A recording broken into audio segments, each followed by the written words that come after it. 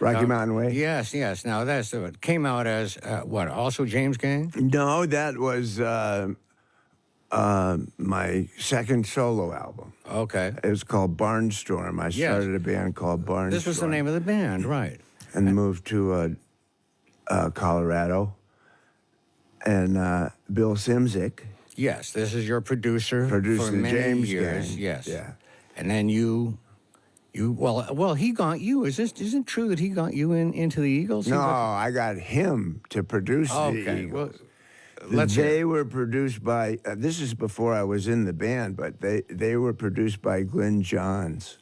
And the great British record producer. it just was not working. And Don and Glenn wanted to go a little more R&B. They were painting themselves in the corner with the country rock hits. Yes. And they wanted a rock and roll element to the Eagles. Yeah. And they asked me who should produce it, and I said, without a doubt, Bill Simzik. Right. And he they came through. They said, will you ask him? And I called him and I said, they want you to produce him. He said, why in the world would I do that? Wow. And I said, trust me on this, Bill. Yeah, really. You need to produce them. Good. Yeah. And then, but you weren't in the band yet. No. But that theme, Bernie Leadon was the guy I replaced. And Bernie is brilliant, but he's a purist. Mm-hmm. He is bluegrass, mandolin, acoustic, sit on the porch with an acoustic type of guy. Okay. You know? And I guess that's where their roots were. And he's a real were. purist, and he did not want to go in that direction. Sure. And so he said, guys, if that's what you want to do, I'm out. I don't want to do that. And by that time, we were a family. We had the same manager, Irving Azoff, and Bill Simzik was producing both of us. And I had actually opened a bunch of shows, not opened, played on shows. We had this summer where we did Elton John and Shaka Khan and the Beach Boys and me and the Eagles, all separate acts. Wow.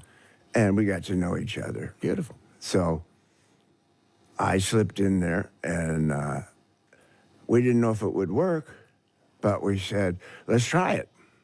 Would you say they wanted to go more R&B because they were so smart? They knew that if you want to fill big arenas and stadiums, you really got to have an edge. They didn't have a closer, Paul. They didn't have a closer. That's all. That's why they got me. Yes. For the ninth inning.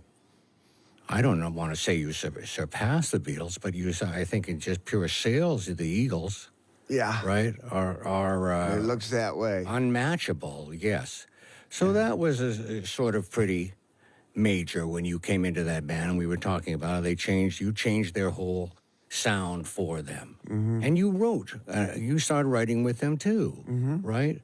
Now, when I noticed there are 3 names on Life in the Fast Lane, and you're one of them. Let's just take that as an example. How did that song come about writing-wise? Were there 3 of you in a room? Well,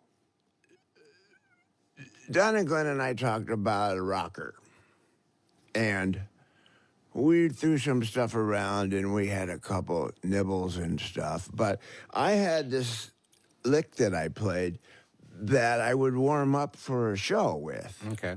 And it's a coordination exercise between your right and left hand. And it's this.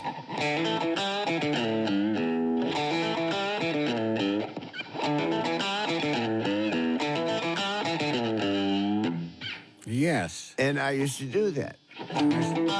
And get just to warm go up. faster and faster, and that because that's really. So I just want to point out though, when you play that, I mean, it's rock and roll blues based, but I mean, it is perfection. The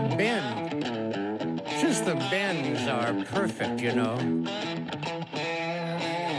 Yes, see, you have a classical musician's approach to practicing. Yeah. start it slow. You'd be guys don't know how to practice in a lot of cases. How do I get that down? I don't know. I was just Slow playing. it down. I was just playing, Yeah. warming up for the show, and Glenn comes busting in my dressing room and says, "What the hell's that?" I love it. Yes.